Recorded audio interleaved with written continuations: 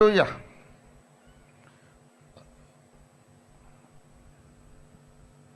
Now we are at the very important part of our celebrations.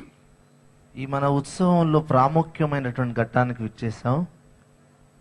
Up to this time we have been spending time as an ordinary Christian congregation.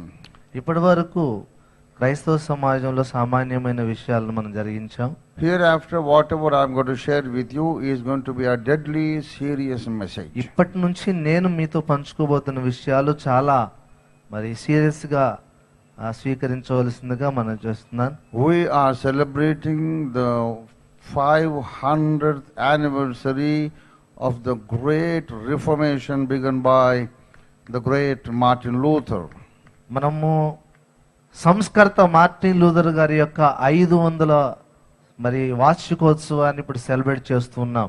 What do you mean by that statement? ఆ యొక్క statement యొక్క అర్థం ఏంటి? What are you celebrating actually? నిజంగా మనం ఏం ఉత్సవాన్ని జరుపుకున్నాం, ఏ పండుగ జరుపుకున్నాం? 500th anniversary of what? 500 వార్షికోత్సవం అంటే ఏంటి? Reformation. సంస్కరణ. Reforming what? ఏంటి సంస్కరణ? Why reforming something? మనం దేన్ని సంస్కరించాలి, ఎందుకు సంస్కరించాలి? Why is it important? ఎందుకు అదంత ఇంపార్టెంట్ ప్రాముఖ్యత సంతరించుకుంది? Why are we celebrating this function, this occasion? ఈ సంస్కరణ దినం, ఈ యొక్క పండుగను మనం ఎందుకు సెలబ్రేట్ చేసుకుంటున్నాం? Let us first pray and ask for the help of the Lord, guidance of the Holy Spirit, and then go into the subject. మొదటగా మనం చిన్న ప్రార్థన చేసుకొని పరిశుద్ధాత్మ దేవుని నడిపింపు కొరకు ఆయన వేడుకుందాం. I want every head bowed and every eye closed, ప్రతి ఒక్కరూ కళ్ళు మూసుకొని తల్ల ఉంచి asking the Holy Spirit to speak now. పరిశుద్ధాత్మ దేవుని అడుగుదాం, ప్రభువా నాతో మాట్లాడమని. Almighty God, our wonderful heavenly Father, సర్వశక్తివంతుడైన పరలోకపు తండ్రి, thank you, Lord, for this wonderful occasion of the 500th anniversary of Reformation. ఈ అద్భుతమైనటువంటి 500 సంవత్సరాల వార్షిక సంస్కరణ దినమును బట్టి మీకు వందనాలయ్యా. Dear Lord, do thou speak unto our hearts right now from thy word. ప్రభువా నీ వాక్యం ద్వారా మా హృదయాలను దర్శించండి.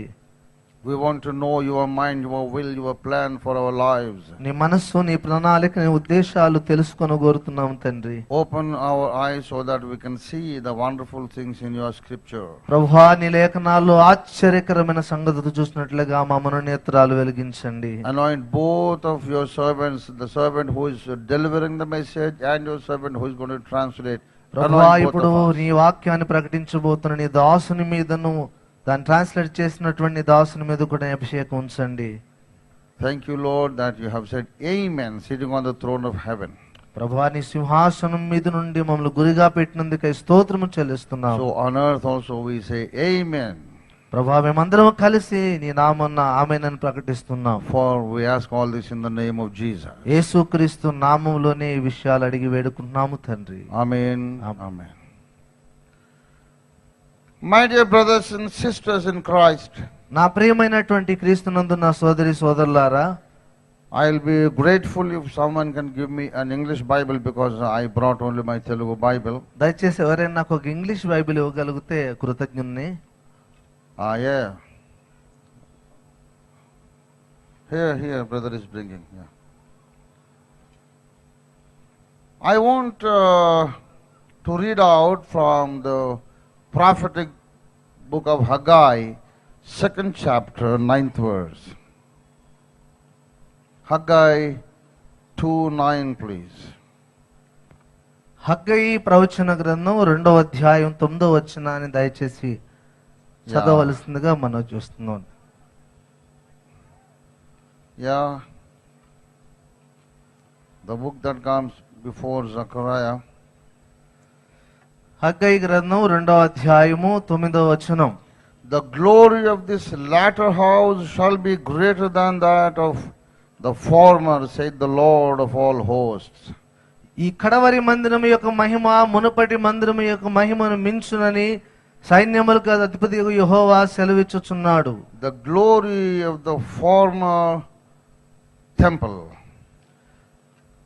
ఈ కడవరి మందిరం యొక్క మహిమ మునుపటి మందిరం యొక్క మహిమను We see two temples here, ఇక్కడ రెండు మందిరాలు మనం చూస్తూ ఉన్నాం. the latter temple and the former temple. మొదటి మందిరము కడవరి మందిరము. The Bible speaks in allegorical language. పరిశుద్ధ బైబిల్ గ్రంథము ఉపమాన భాషలో మాట్లాడుతూ ఉంది. There is something called typology in Bible. ఉపమాన పరిభాష అని దాన్ని మనం చెప్పుకోవచ్చు. Unless you understand the typological language of the Bible, you will never understand the mind of God. బైబిల్లో ఉన్న ఉపమాన భాష మనకు అర్థం కాకపోతే దేవుని మనసు ఏంటో మనకు తెలుసుకోలేము. Here we see the word temple, and we see two temples here. ఇక్కడ మనం రెండు మందిరాలను చూస్తూ ఉన్నాం. What does the word temple mean? అసలు మందిరం అంటే ఏంటి? According to the New Testament, there is no temple at all. కొత్త నిబంధన సిద్ధాంత ప్రకారంగా భౌతిక మందిరం అంటే ఏమీ లేదు. When Jesus was speaking to that Samaritan woman, సమరయ స్త్రీతో యేసు ప్రభువారు మాట్లాడుతున్నప్పుడు he told her, places are no more going to be important. ఆయన చెప్పారు సమరయ స్త్రీ, స్థలం అంత ప్రాముఖ్యమైనది కాదమ్మా. You can gather anywhere, but you have to worship the Lord in spirit and in truth. మీరు ఎక్కడైనా కూడుకోవచ్చు, కానీ దేవుని ఆత్మతో సత్యంతో ఆరాధించాలి. That is the reason the early church in the first century gathered in every house wherever it was possible and necessary. ప్రభువారు చెప్పినటువంటి ఆ విషయాన్ని బట్టి ఆదిమ సంఘము ప్రతి ఇంటింట కూడా వారు కూడుకొని ప్రభువుని ఆరాధించేవారు. Paul, Peter and all the early apostles never built a cathedral or a prayer hall or a building. పేతురు గాని పౌలు గాని యాకోబు గాని ఆదిమ అపోస్తలులు ఎవరు కూడా ఒక ప్రత్యేకమైన మందిరాన్ని వాళ్ళు కట్టలేదు. The early church did never have infrastructural buildings. ఆదిమ సంఘం భౌతికమైనటువంటి మందిరాన్ని ఎప్పుడు నిర్మించలేదు. They didn't believe in building the church with a lifeless stone and mortar. నిర్జీవమైనటువంటి రాళ్లతో సిమెంట్ తో వీటితో ఒక మందిరాన్ని కట్టాలని వాళ్ళు విశ్వసించలేదు. But they built the temple with the living stones. కానీ వారు సజీవమైన రాళ్లతో దేవుని మందిరాన్ని కట్టారు. Living stones are the believers. సజీవమైన రాళ్ళంటే ఎవరో కాదు, విశ్వాసులే. And wherever two or three people gather in Jesus' name, God is expected to be here, and God was seen and experienced there. యేసుక్రీస్తు ప్రభు నామములో ఎక్కడ ఇద్దరు ముగ్గురు కూడి ఉంటారో వారి మధ్యలో యేసు దేవుడు దృష్టి అక్కడ ఉన్నదని వారు నమ్మారు. And they really saw the work of God carried out within that small congregation. ఆ చిన్న చిన్న గుంపులుగా కూడుకున్న వారిలోనే దేవుని గొప్ప కార్యాలు జరగడం మనం చూస్తూ ఉన్నాం. Today, if I serve the Lord for 30 or 40 years, ఈ రోజు 30-40 దాదాపుగా 40 సంవత్సరాలు సేవ చేసి, and I don't build a big church building, ఇప్పటి వరకు నేను ఒక భౌతిక మందిరాన్ని కట్టలేదు. people are surprised. చాలా ఆశ్చర్యంగా ఉంది జనాలకి. And people look down upon me. నన్ను ఎంతగా పైకి కిందకి చూస్తున్నారు. They say, what kind of a pastor are you? You never could build up a నువ్వేం సేవకుడు అయ్యా, church. ఒక మందిరాన్ని కూడా కట్టలేదు ఇన్ని సంవత్సరాలు సేవ చేసి. Look at us, we have built so many churches. చూసావా మేము ఎన్ని మందిరాలు కట్టేశామో. But the Bible tells us expressly, కానీ పరిశుద్ధ బైబిల్ గ్రంథం చెబుతుంది, the living God, the Most High God, is not willing to dwell in a temple made by human hands. సర్వోన్నతుడు మానవుల చేత నిర్మించబడినటువంటి హస్తకృతాలయంలో నివసింపడని బైబిల్ చెప్తుంది. Then what do you mean by the word temple? మరి మందిరం అంటే అర్థం ఏంటి? 1 Timothy 3rd chapter 15th verse tells us, మొదటి తిమోతి 3వ అధ్యాయం 16వ వచనం మనకు చెబుతుంది, the temple of the Lord which is the church. ఆ మందిరము అనగా సంఘము. But if I tarry long, that thou mayest know how thou oughtest to behave thyself in the house of God, which is the church of the living God. శీఘ్రముగా నీ యొద్దకు వత్తును నిరీక్షించున్నాను, అయినను నేను ఆలస్యము చేసిన ఎడల దేవుని మందిరములో అనగా జీవము గల దేవుని సంఘములో. The house of God, that is the church of God. దేవుని మందిరం అనగా జీవము గల దేవుని సంఘము. God is a living God. దేవుడు జీవము కలిగిన దేవుడు. And his temple also is a living temple. ఆయన మందిరం కూడా జీవము గల మందిరం. The stones are all living stones. కానీ The stones also. అందులో ఉన్న రాళ్ళు కూడా జీవము కలిగిన రాళ్ళు అయి ఉండాలి. I am a living stone. నేను ఒక సజీవమైన రాయిని, You are a living stone. నీ ఒక సజీవమైన రాయివి, And all of us are living stones. మనందరం కూడా సజీవమైన రాళ్ళం. All the living stones came here together in the name of Jesus. ప్రభు అయిన యేసు నామములో అన్ని సజీవ రాళ్ళు ఒక చోట సమావేశం ఒకటి చూడగా Now God is here. దేవుడు ఇక్కడ ఉన్నాడు. This place is as holy and powerful, glorious as the peak of the Mount Sinai was. సీనాయి కొండ ఎంత పవిత్రమైనదో ఈ స్థలం కూడా అంత పరిశుద్ధమైనది, పవిత్రమైనదిగా మారింది. So we substitute the word church for the word temple. కాబట్టి మనం మందిరం అనే మాటని సంఘానికి అది ఒక దృష్టాంతపు మాటగా మనం తీసుకోవాలి. We go back to Haggai 2:9. మనం మరలా తిరిగి హగ్గయి 2:9కి వెళ్తే There the prophet says, the glory of the latter temple shall be greater and more wonderful than the glory of the former temple. ఈ కడవరి మందిరం యొక్క మహిమ మునుపటి మందిరమునకు మించునదని యెహోవా సెలవిస్తున్నాడని You ప్రవక్త చెప్తున్నాడు. substitute the word church in the place of temple. కాబట్టి ఆ మందిరం అనే స్థలంలో మనం సంఘం అనే మాటను పెట్టుకుందాం. Then the verse goes to read like this. కాబట్టి ఆ వాక్యాన్ని చదివితే ఇలా వస్తుంది. The glory of the latter church shall be more than the glory of the former church. కడవరి కాలములో ఉండబోతున్న సంఘానికి ఉండే మహిమ ఆదిమ శతాబ్దంలో ఉన్న సంఘ మహిమ కంటే మించినదవుతుంది. In the first century we had a glorious church. మొదటి శతాబ్దంలో మహిమకరమైన సంఘాన్ని మనం చూస్తూ ఉన్నాం. In the final generation, చివరి కాలంలో అంత్య దినాల్లో just before the Lord returns for his church, ప్రభు తన సంఘాని కొరకు వచ్చే కాలంలో we will have a stronger church, ఒక బలమైన సంఘాన్ని మనం కలిగి ఉంటాం. a church that is more glorious. అది మొదటి మహిమ ఎంత మహిమ అంటే ఆ సంఘానికి ఉంటుంది, More glorious, having more glory, ఎక్కువ మహిమ ఉంటుంది, more wisdom, ఎక్కువ జ్ఞానం కలిగి ఉంటుంది, more powerful, ఎక్కువ శక్తివంతమైనది ఉంటుంది, more united, ఎక్కువ ఐక్యత కలిగి ఉంటుంది, more full of fragrance. పరిమళ వాసనలతో అధికమైన పరిమళంతో సంఘం నిండిపోయి ఉంటుంది. A church that is set ablaze by the fire of God. దేవుని పరిశుద్ధ అగ్ని చేత మండుతున్నట్టుగా ఆ సంఘం ఉంటుంది. Is that the church we see today? ఈ రోజున్న సంఘాన్ని అలా మనం Be చూడగలుగుతున్నాం. honest with your conscience.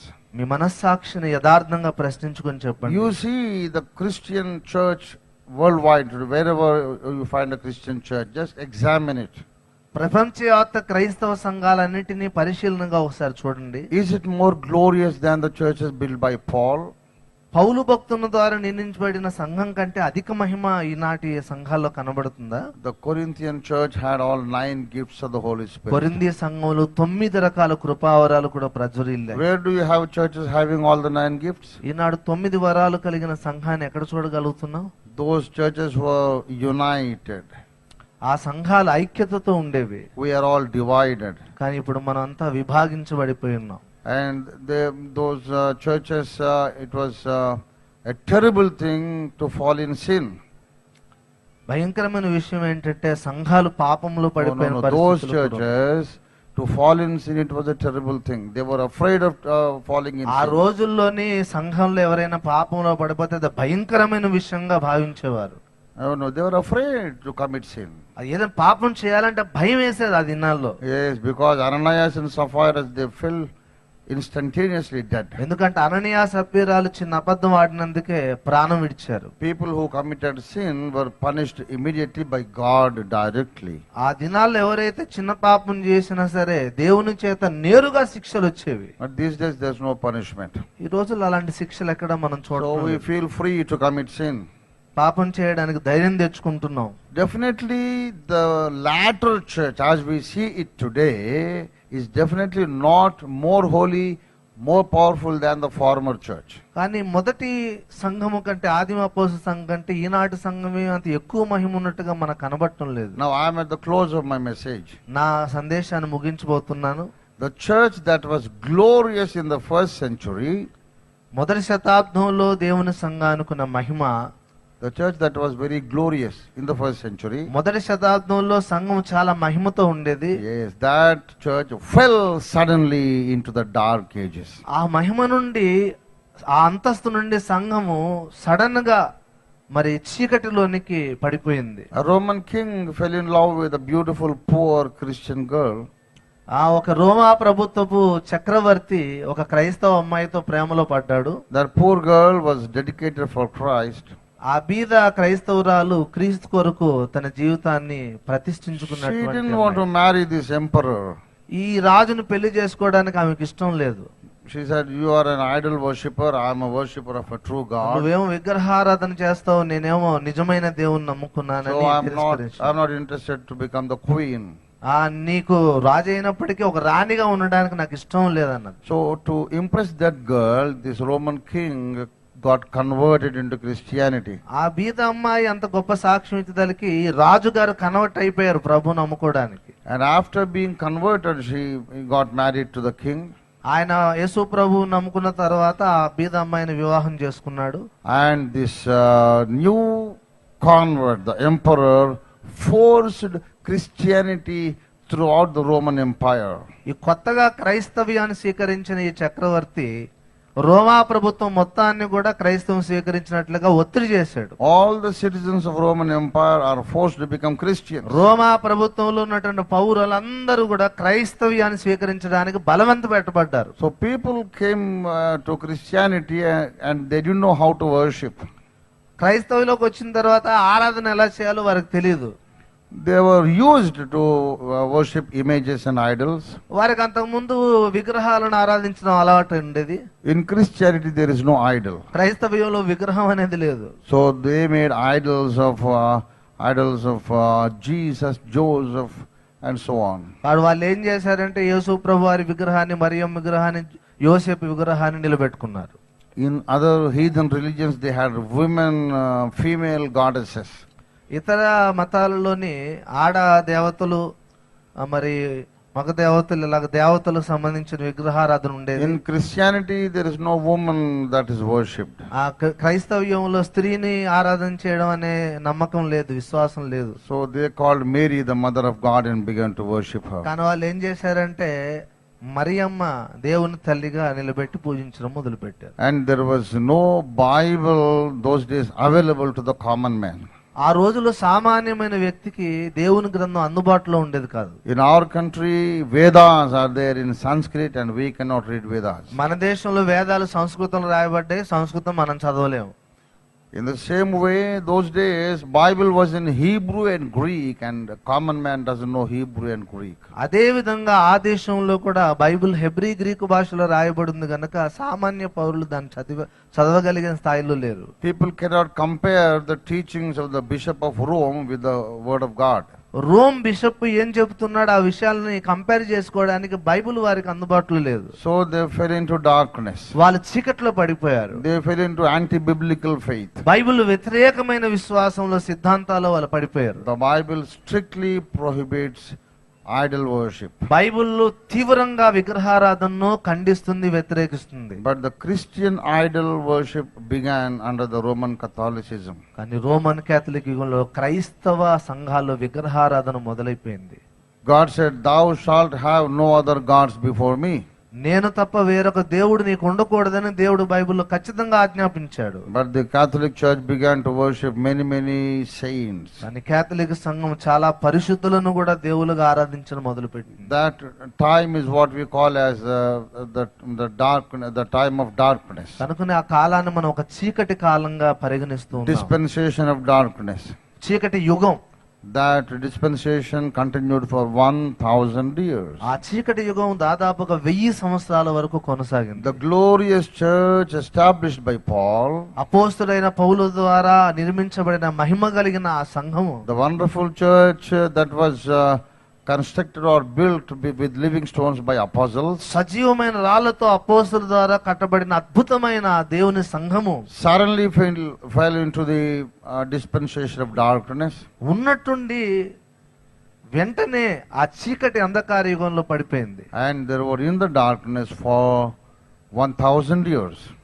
దాదాపుగా 1000 సంవత్సరాలు అదే చీకటి యుగంలో సంఘం కొనసాగింది. In the 5th century the church fell into darkness. 5వ శతాబ్దంలో సంఘము ఇలా చీకటిలో పడిపోయింది. In the 15th century In the 15th century, 15వ శతాబ్దంలో God came down to restore the church back to the truth. దేవుడు దిగి వచ్చాడు సంఘాన్ని మరలా సత్యములోనికి నడిపించడానికి. So God raised a man from Germany. కనుకనే దేవుడు జర్మనీ దేశంలో ఒక వ్యక్తిని లేవనెత్తుకున్నాడు. That man is the great Martin Luther. ఆ వ్యక్తే మహనీయుడు మార్టిన్ లూథర్ గారు. When the Lord began to correct the church, reform the church, restore the church back to the truth, God used the man called Martin Luther. దేవుడు తన సంఘాన్ని సంస్కరించి ఏ మెట్టులోంచి పడిపోయిందో ఆ మెట్టుకు తీసుకొని వెళ్ళడానికి మొట్టమొదటిగా దేవుడు వాడుకున్న వ్యక్తే మార్టిన్ లూథర్ గారు. Martin Luther was a scholar of Hebrew and Greek. Hebrew Greek భాషలో మార్టిన్ లూథర్ పండితుడు. He went into the library led by the Lord. దేవుని చేత నడిపించబడి లైబ్రరీకి వెళ్ళారు. And he studied the New Testament in the original Greek language. కొత్త నిబంధనను Greek భాషలో చదివారు మార్టిన్ లూథర్ గారు. He studied the epistles written by Apostle Paul in Greek. అపోస్తలుడైన పౌలు భక్తునితో రాయబడిన గ్రీకులో రాయబడిన పత్రికలను మార్టిన్ లూథర్ గారు చదివారు.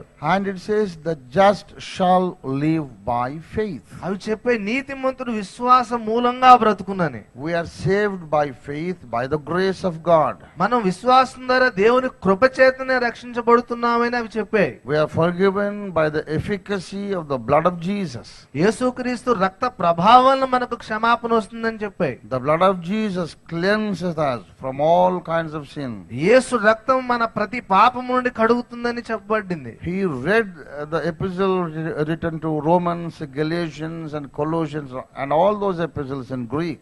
రోమా పత్రిక, గలతీ పత్రిక, కొలస్సీ పత్రిక ఇవన్నీ మార్టిన్ లూథర్ గారు గ్రీకులో చదివారు. Everywhere he found God forgives you when you pray in faith and the grace of God alone will save you, all such statements. ప్రతి చోట లూథర్ గారు చూసారు ఏంటంటే విశ్వాసం ద్వారా నీతిమంతుడు బ్రతుకుతాడు, మరి క్షమాపణ కృప ద్వారానే క్షమాపణ కలుగుతుంది, యేసు రక్తము మన పాపాలను కడుగుతుందని చూశాడు. But those days Pope was forgiving sins. కానీ ఆ రోజులో పోపు గారు అందరి పాపాలను క్షమించే పని చేస్తున్నాడు. People were walking on their knees to Pope and Bishop and confess their sins in their ear. ఆ పోపు గారి దగ్గరకు, బిషప్ గారి దగ్గరకు మనుషులు మోకాల మీద నడుచుకొని వెళ్లి వారు చేసిన పాపాలు ఆ పోపు చెవులో చెప్పాల్సి వచ్చేది. And they used to collect lot of money and sell the certificates of forgiveness. అప్పుడు పోపు ఏం చేసేవాడంటే పాప పరిహార పత్రాలు వెలకి అమ్మేవాడు. So they were forgiving sins. These human beings are forgiving sins. మనుషులే పాపాన్ని క్షమించేస్తున్నారు అక్కడ. So Martin Luther questioned it, he challenged it and he protested against it. మొట్టమొదటిగా Martin Luther దాన్ని ఛాలెంజ్ చేశాడు, దాన్ని ప్రశ్నించాడు. He said, you Pope, you don't have the power and authority to forgive sins. Only God can do that. ఆ పోపు గారు మీకు పాపాలను క్షమించే అధికారం ఎక్కడదండి, దేవుడే పాపాలను క్షమించగలడని మొదటగా ప్రశ్నించారు Martin And Luther. all the Roman that system of Roman Catholicism turned against మొత్తం Martin Luther. క్యాథలిక్ వ్యవస్థ అంతా కూడా లూథర్కు వ్యతిరేకంగా నిలబడింది. They threatened to kill him, take his life. అతని ప్రాణం కూడా తీయడానికి ప్రయత్నించారు వారు. You know what Martin Luther said? Martin Luther ఏం చెప్పాడో తెలుసా I మీకు? don't care if you kill me. మీరు నన్ను చంపినా నేనేం పెద్ద పట్టించుకోను. You can kill me, but the word of God is changeless. It remains the same. నన్ను మీరు చంపినా దేవుని వాక్యం మాత్రం అలాగే ఉంటుంది. I don't fear the Pope. I don't even fear Satan. నేను పోపుకి భయపడను, సైతాను కూడా భయపడేది If లేదన్నాడు. there is one Satan standing upon every tile of every house in Germany, I'm still going to believe that Jesus alone can forgive sins. Germany దేశంలో ఉన్న ప్రతి ఇంటి మీద, ప్రతి పెంకు మీద ఒక సైతాన్ నిలబడినా సరే యేసు రక్తం వల్లనే రక్షణ వస్తుందని నేను ప్రకటిస్తాను. And you know, he translated certain vital, important portions of the New Testament into German language. కొత్త నిబంధనలోని కొన్ని ప్రాముఖ్యమైనటువంటి వాక్య భాగాలను మానవుల జర్మన్ వాడుక భాషలోనికి అనువదించాడు. And he was struggling to rewrite and copy and make humanly handwritten copies of those portions of New Testament. ఆ ఆరంభంలో చాలా ఇబ్బంది పడేవాడు కొత్త నిబంధనలు ఆ భాగాలను జర్మన్లోకి రాసి కాపీ చేసి ట్రాన్స్లేట్ చేయడానికి. At the same time, అదే సమయంలో God Almighty has done a wonderful thing. దేవుడు ఒక అద్భుతాన్ని చేశాడు. He helped John Gutenberg to invent the printing machine. John Gutenberg అనే ఒక వ్యక్తికి ప్రింటింగ్ ముద్రణ యంత్రాన్ని కనిపెట్టడానికి దేవుడు కృప And చూపాడు. after John Gutenberg invented the printing machine, he was looking for something to print. John Gutenberg మొట్టమొదటిగా ముద్రణ యంత్రం కనిపెట్టి ఏదైనా ఒకటి ముద్రించాలని ఎదురు చూస్తున్నాడు. And Martin Luther has finished the translation into the people's language. Martin Luther మనుషుల వాడుక భాషలోనికి ట్రాన్స్లేట్ చేయడం కూడా అప్పటికి పూర్తయింది. And he was looking for a technology that can help him to produce more number of copies easily.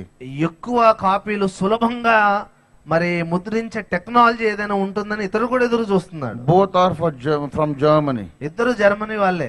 John Gutenberg is from Germany. John Gutenberg Germany వ్యక్తే. Martin Luther is from Germany. Martin Luther గారు Germany వ్యక్తే. The first portions of the Greek New Testament was translated into German language. మొట్టమొదటిగా కొత్త నిబంధనలు కొన్ని వచనాలు German భాషలోకి translate చేయబడ్డాయి. So Martin Luther took advantage of the new invention of Gutenberg. Gutenberg గారు కొత్తగా మరి కనిపెట్టినటువంటి ముద్రణ యంత్రం మార్టిన్ లూథర్ గారికి ఎంతో ఉపయోగపడింది. And the first book on the face of earth ever to be printed is the Holy Bible. మొట్టమొదటిగా ముద్రణ యంత్రం ద్వారా ముద్రించబడిన మొదటి గ్రంథం బైబిలే. From that day till this day, 2017 October, October 2017 ఆ రోజు మొదలుకొని ఈ సంవత్సరం 2017 అక్టోబర్ వరకు for all these 500 years, ఈ 500 సంవత్సరాల్లో every year they take statistics of the sales of books. ప్రతి సంవత్సరం ఏ పుస్తకాలు ఎంతగా అమ్ముడుపోయాయో స్టాటిస్టిక్స్ తీస్తూ ఉంటారు. You know something wonderful? మీకు ఒక ఆశ్చర్యమైన విషయం Since చెప్పనా? the first day of inventing the printing machine to this day, printing machine కనిపెట్టిన ఆ రోజు నుండి ఈ రోజు వరకు కూడా the Bible is the largest selling book on the worldwide. ప్రపంచవ్యాప్తంగా బైబిల్ గ్రంథం ఎక్కువగా ముద్రించబడి వ్యాప్తిలో ఉన్నటువంటి గ్రంథం. That's all history. అది చరిత్ర. So many people know that. చాలా మందికి తెలుసు ఆ విషయం. I want to tell you something very important now. మీకు ఇప్పుడు మరొక ప్రాముఖ్యమైన విషయాన్ని చెప్పబోతున్నాను. Martin Luther did not completely reform the church. Martin Luther గారు దేవుని సంఘాన్ని సంపూర్ణంగా సంస్కరించలేదు. He only began the process of reformation. ఆయన కేవలం సంస్కరణ ప్రారంభించారు మాత్రమే. If the reformation was completed in that generation, ఒకవేళ ఆ కాలంలోనే సంస్కరణ పూర్తి అయిపోయి ఉంటే we would not have so many hundreds of denominations in Christianity today.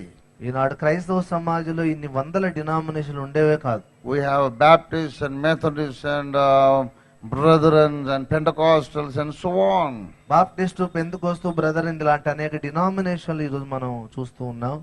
You know why there is so much of division in the church?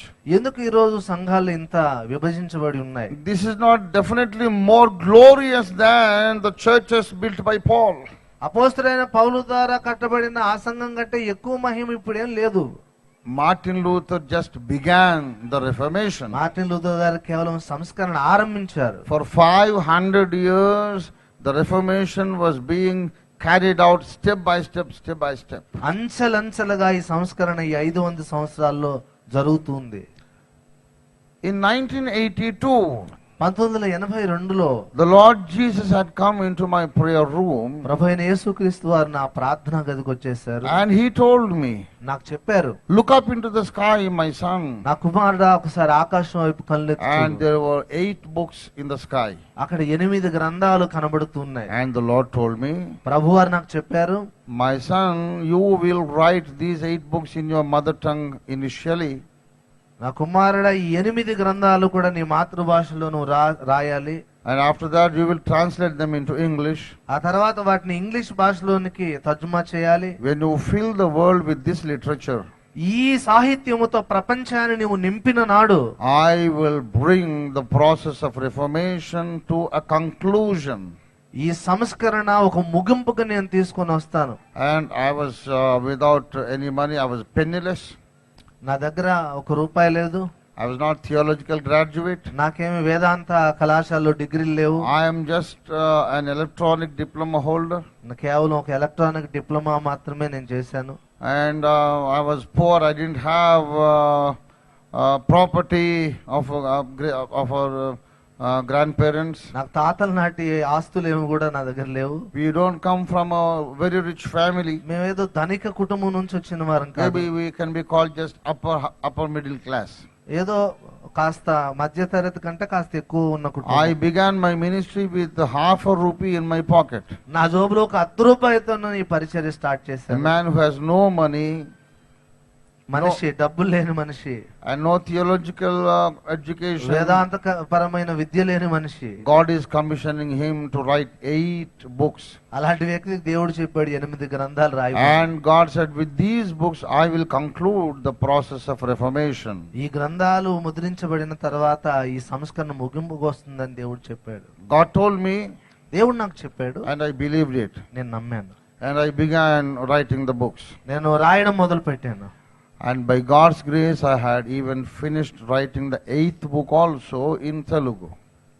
చివరి 8వ గ్రంథాన్ని కూడా తెలుగు భాషలో రాయడం నేను ముగించేశాను. And out of 8 books, 2 books are already translated into English. ఆ 8 గ్రంథాలు 2 పుస్తకాలు కూడా ఇంగ్లీష్ లోకి ట్రాన్స్లేట్ చేయబడ్డాయి. That proves that the one who spoke to me in 1982 is none other than the Almighty God. కాబట్టి నేను ప్రకటిస్తున్నాను, 1982లో నాతో మాట్లాడిన వాడు దేవుడు తప్ప మరొకరు అవడానికి వీల్లేదు. Within the coming next year, వచ్చే సంవత్సరం లోపు, before the next anniversary, వచ్చే యానివర్సరీ లోపు, వార్షికోత్సవం లోపు, I really trust that the remaining 6 books also can be translated. నేను నమ్ముతున్నాను మిగిలిన 6 గ్రంథాలు కూడా ఇంగ్లీష్ లోకి తర్జుమా చేస్తాం. And we are going to enter into an agreement with the publishing company very soon.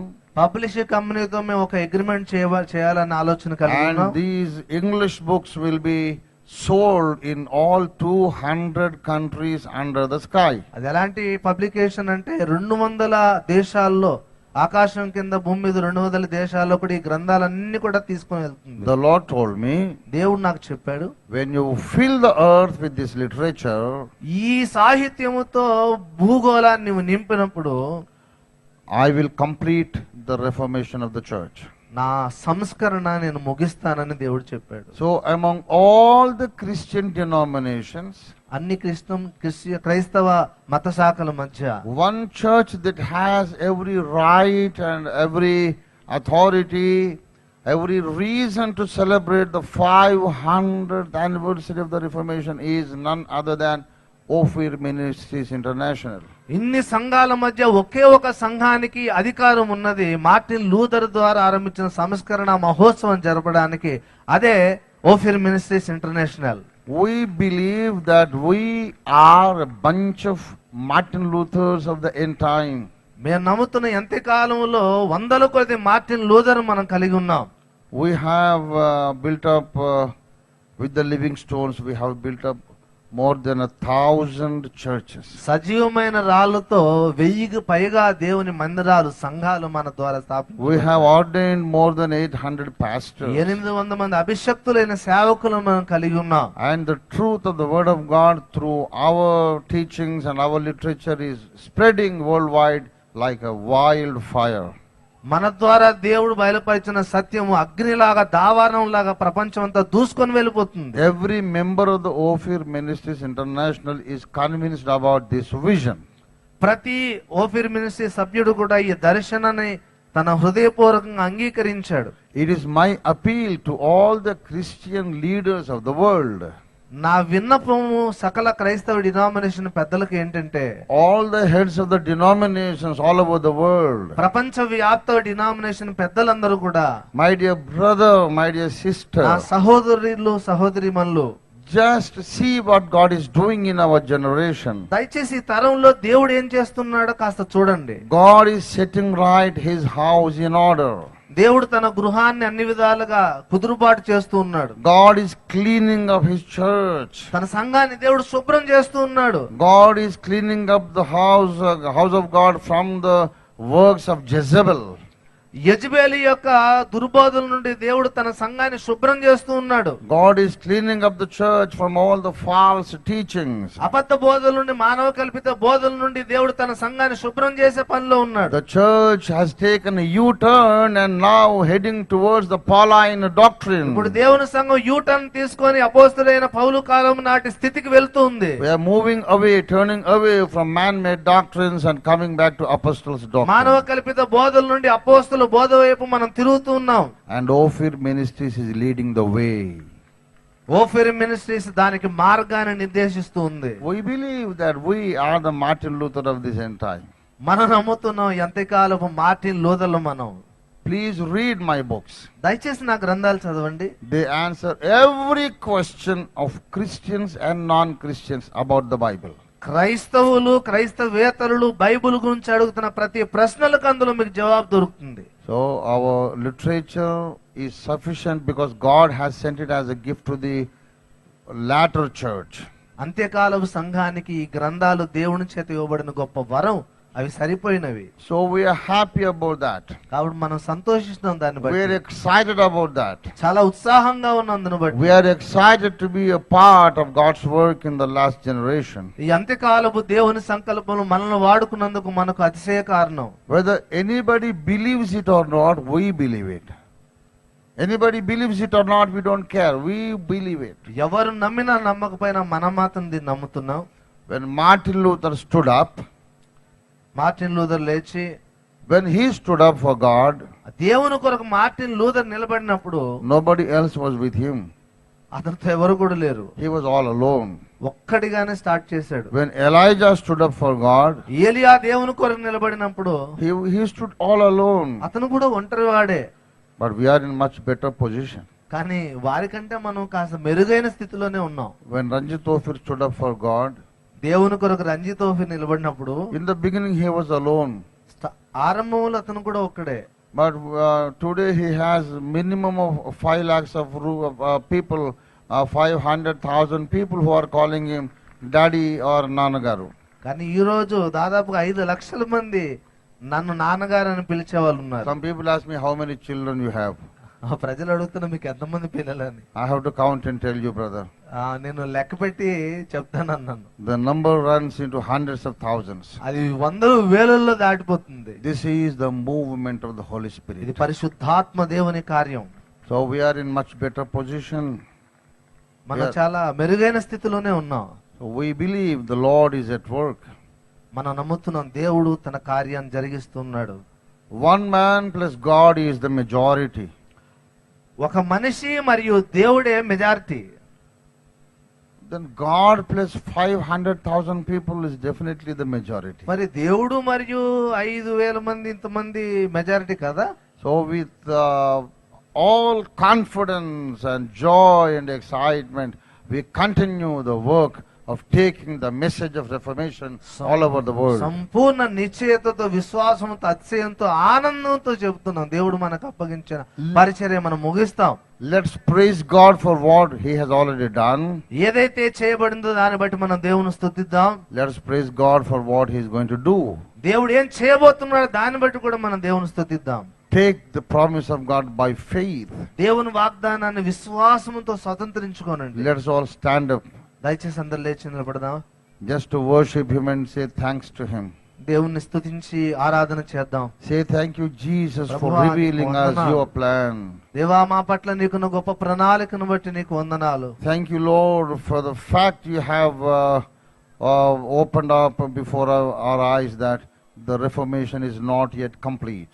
సంస్కరణ ఇంకా ముగించబడలేదన్న సత్యాన్ని మాకు తెలియపరిచినందుకు నీకు వందనాలయ్యా. God used Martin Luther only to start the Reformation. ప్రభువా, మార్టిన్ లూథర్ నీవు సంస్కరణ ఆరంభకునిగా నిలబెట్టినందుకు నీకు వందనాలు.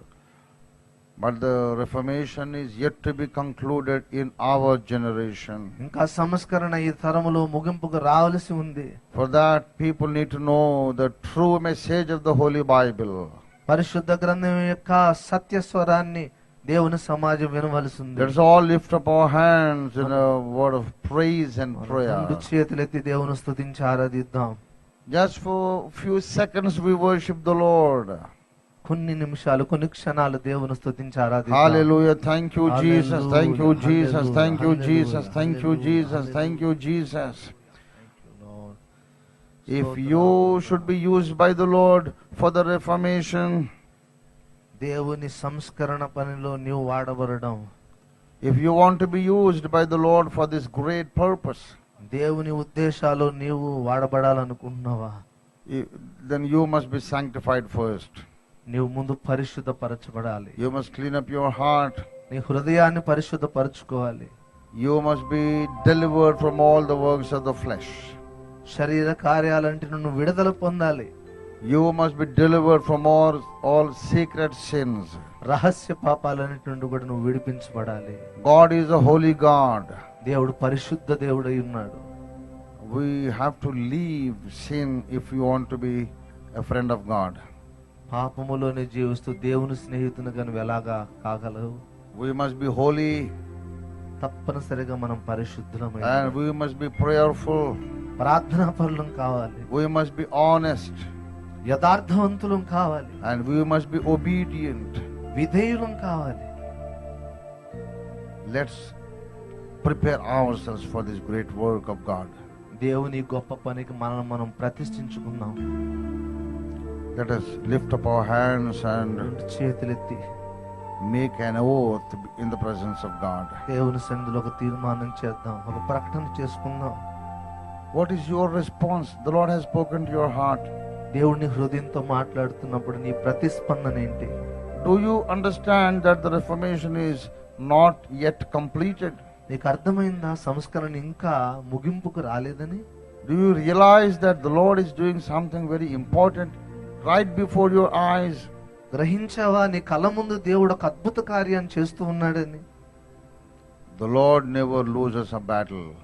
దేవుడు ఎప్పుడు యుద్ధంలో ఓడిపోవడం అంటూ జరగదు. He is a never failing God. ఆయన ఓటమి ఎరగని మహాదేవుడు. He said the latter church will be more glorious. ఆయన చెప్పాడు ఈ కడవరి మందిరం యొక్క మొదటి మందిరం మహిమను మించినదైపోతుంది. The universal worldwide church in the last generation will be more powerful. అంత్య దినాల్లో ఉండబోతున్న సార్వత్రిక సంఘము మొదటి శతాబ్దంలో ఉన్న సంఘాన్ని మించిన మహిమతో నిండబోతుంది. Let us be that church that is more glorious, more powerful. ఆ సంఘముగా, ఆ మహిమ కలిగిన ప్రభావవంతమైన సంఘంగా మనం మారాలి. Say thank you Jesus for your word. ప్రభువా నీ వాక్యమును బట్టి వందనాలని చెబుతాం. Help me to be your instrument in building up that far more glorious church. ప్రభువా అంత్యకాలపు ఆ ఉన్నత మహిమ కలిగిన సంఘముగా ఉన్నట్లుగా మమ్మల్ని సిద్ధపరచుకోండి, చెక్కుకోండి.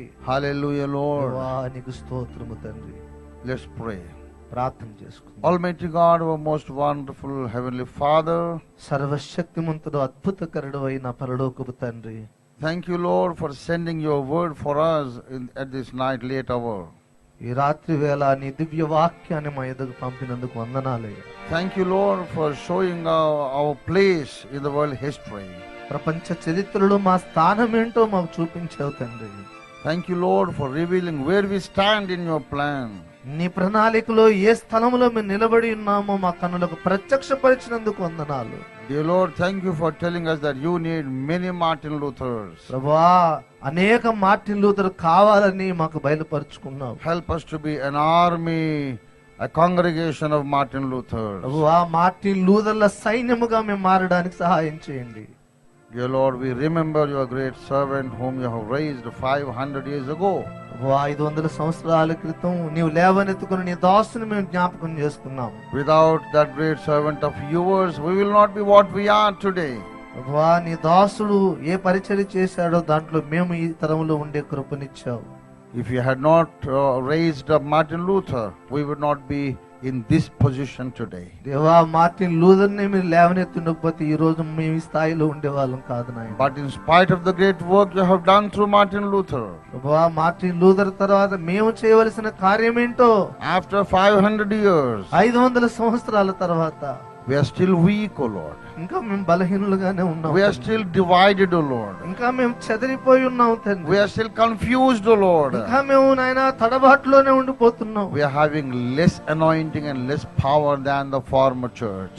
ఆదిమ సంఘానికంటే తక్కువ అభిషేకము తక్కువ, మహిమలోనే ఇంకా మేము ఉన్నాం. As the latter church, it is our right to be more powerful. ప్రభువా, అంత్యకాల సంఘంగా మేము అధిక మహిమలో శక్తితో ఉండవలసిన వారు.